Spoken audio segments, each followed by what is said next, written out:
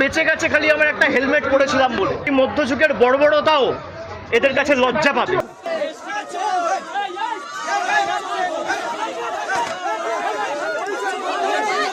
আর বাংলার বর্তমান মুখ্যমন্ত্রীকে নির্লজ্জ দোকান কাটার মতো হাত বার করে টিভির পর্দায় 5 লক্ষ টাকা ঘুষ নিতে দেখা গেছে। বাংলার কোনো মুখ্যমন্ত্রীকে টিভির পর্দায় আজ পর্যন্ত স্বাধীনতার পর এইভাবে নির্লজ্জভাবে কেউ টাকা নিতে দেখেনি। নির্বাচন পরবর্তী যে হিংসা, খেটে খাওয়া মানুষের উপর যে অত্যাচার, হকার হোক, ছোট দোকানদার হোক, ডিম মারলে কেউ চোট লাগে আমি তো প্রথমবার দেখলাম। কিচ্ছু হয়নি। হিরো হতে গেছিলেন কেন? জীবনে যে মাটিতে পা ফেলেনি। নওশাদ সিদ্দিকী অত কাঁচা খেলাড়ি নয় অভিষেক বাবু। বীরত্বের গদি ছেড়ে এসে রাজনীতির ময়দানে নেমেছে। শরীরকে এমনি আর কালো করছি না, অনেক মেহনত করে হচ্ছে। আমি অভিষেক বাবুকে বলবো আপনার পিসিমণিকে জিজ্ঞাসা করুন, একাধিকবার চিঠি দিয়েছি। মিনিমাম একজন বিধায়কের যে নিরাপত্তা রক্ষীর প্রয়োজন হয়। দর্শক, নতুন একটা নিউজে আপনাকে স্বাগতম। প্রিয় দর্শক, ভারতের পশ্চিমবঙ্গে ঘটে যাওয়া কিছু গুরুত্বপূর্ণ খবর নিয়ে হাজির হয়েছি, যার কিছুটা অংশবিশেষ আপনারা ভিডিও শুরুতেই দেখতে পেয়েছেন। এবং ভিডিও শুরুটা দেখেই হয়তো আপনারা বুঝতে পেরেছেন যে আজকের নিউজটা ঠিক কতটা গুরুত্বপূর্ণ। তাই বলবো সম্পূর্ণ নিউজটি না টেনে দেখতে থাকুন, তাহলে বিস্তারিত জানতে পারবেন। তবে ভিডিওতে যাওয়ার আগে যারা এখনো চ্যানেলটি সাবস্ক্রাইব করেনি তারা অবশ্যই চ্যানেলটি সাবস্ক্রাইব করে পাশে থাকা বেল বাটনটি বাজিয়ে দিবেন। আর যারা ইতিমধ্যেই সাবস্ক্রাইব করেছেন তাদেরকে অসংখ্য ধন্যবাদ।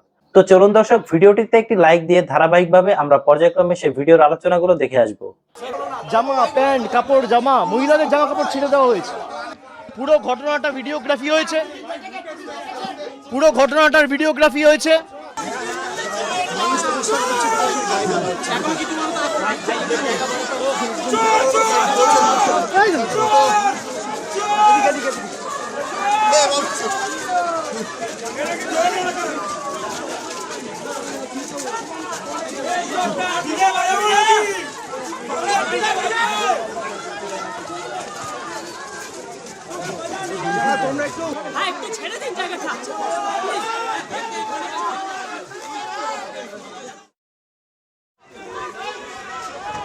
আমি এদের পরিবারকে এখান থেকে যেতে পারবো না। আগে ফোর্স আসবে, তারপর আমি ছাড়বো। আমি সেরকম না, আমাকে লক্ষ্য করে করুক। ওরা মহিলাদের উপর যা অত্যাচার করেছে, সাধারণ মানুষ তো দুদিকে দাঁড়িয়ে, সাধারণ মানুষ অভিবাদন জানাচ্ছে, সৌজন্য বিনিময় করছে, নমস্কার করছে, হাত নাড়ছে। আর বিজেপির কজন গুন্ডা আমাদের দলের দীর্ঘদিনের সহকর্মী, সোশ্যাল মিডিয়ার অ্যাক্টিভ কর্মী, ওর বাড়িতে আমি এসেছি বাবার সাথে দেখা করতে, পরিবারের লোকেদের সাথে দেখা করতে। আমি দেখা করতে পারবো না, বহিরাগতদের পারমিশন নিয়ে আসতে হবে। এই বাংলার গণতন্ত্রের নমুনা।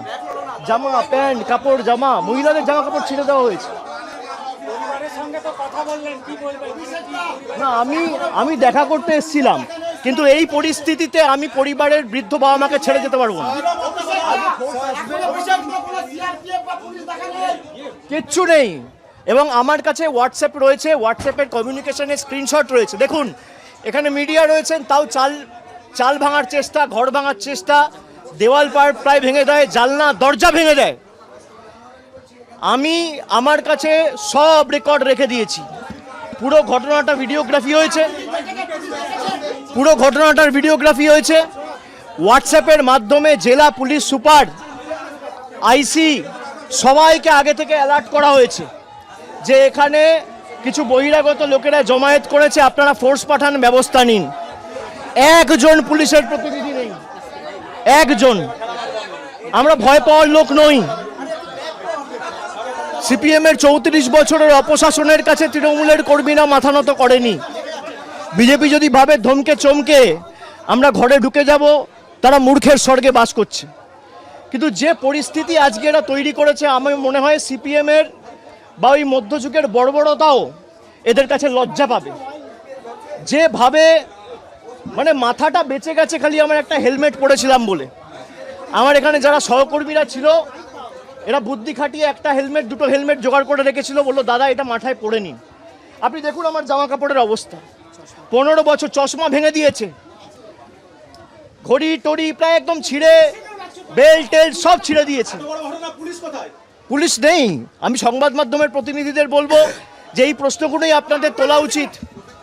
আমি এখন যেভাবে এসছি আমি একইভাবে বেরিয়ে যেতে পারি, কিন্তু আমি হয়তো বেরিয়ে গেলাম, এই যে সঞ্জুর বৃদ্ধ বাবা মা, তার উপর তো চড়াও হবে।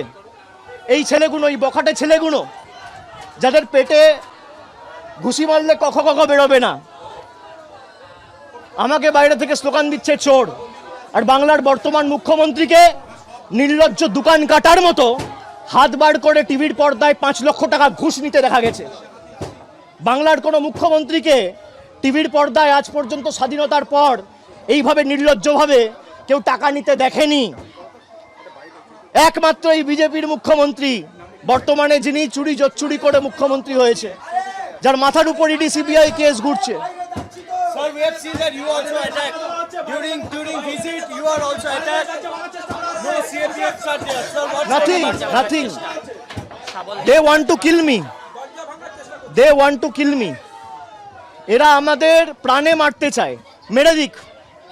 মেরে দিক, আমার মৃতদেহ উদ্ধার হোক এখান থেকে, কিন্তু আমি জায়গা ছেড়ে যাব না। আমি সঞ্জুর বৃদ্ধ বাবা মাকে এই অবস্থায় ছেড়ে যাব না যতক্ষণ না ফোর্স এসে রিকভার করবে। আজকে পুলিশ যদি নগদাধীন হয়ে যায়, নিকম্মা হয়ে যায়, তার জন্য দায়ী কে? আমরা তো 15 বছর পুলিশের বিরুদ্ধে লড়ছি আর এই কমপ্লেন করেছি। আজকে পুলিশ খারাপ হয়ে গেল, আজকে ডাক্তার খারাপ হয়ে গেল, হসপিটাল খারাপ হয়ে গেল, যখন সময় খারাপ হয়েছে। আজকে এইসব নাটক দেখতে হচ্ছে আমাদের। কিচ্ছু হয়নি। হিরো হতে গেছিলেন কেন? জীবনে যে মাটিতে পা ফেলেনি, হাওয়াতে নেতাগিরি করে বড় হয়েছেন। 22টা গাড়ির কনভয়, 100টা পুলিশ, এ তো আমরা ছোটবেলা থেকে দেখে এসেছি। কিসের জন্য, কিসের অধিকারী পেতেন?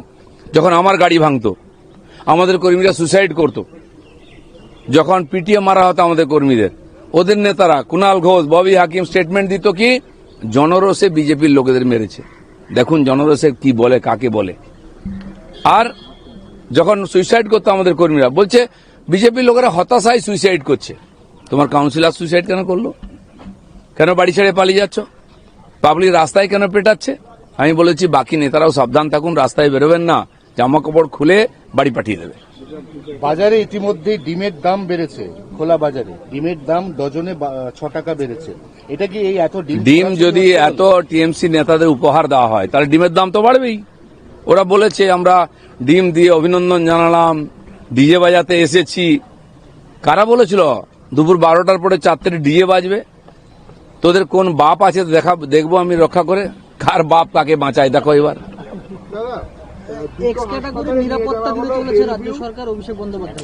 রাজ্য সরকার তো আগেও দিয়েছিল, রাজ্য সরকার তো দিয়েছে।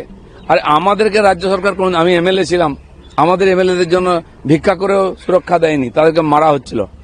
সম্মানিত দর্শক, সম্পূর্ণ ভিডিওটি আপনারা দেখতে পেলেন। সম্পূর্ণ ভিডিওটি দেখে আপনারা এই ভিডিও সম্পর্কে যদি কোনো মতামত থাকে তাহলে অবশ্যই সেটি কমেন্ট সেকশনে জানিয়ে দিবেন, এবং এমনই তথ্যবহুল ভিডিওগুলো পেতে আমার চ্যানেলটিকে সাবস্ক্রাইব করে পাশে থাকা বেল বাটনটি বাজিয়ে দিবেন। তো দেখা হচ্ছে পরবর্তী নতুন কোনো ভিডিও নিয়ে। সে পর্যন্ত ভালো থাকবেন সবাই। আল্লাহ হাফেজ।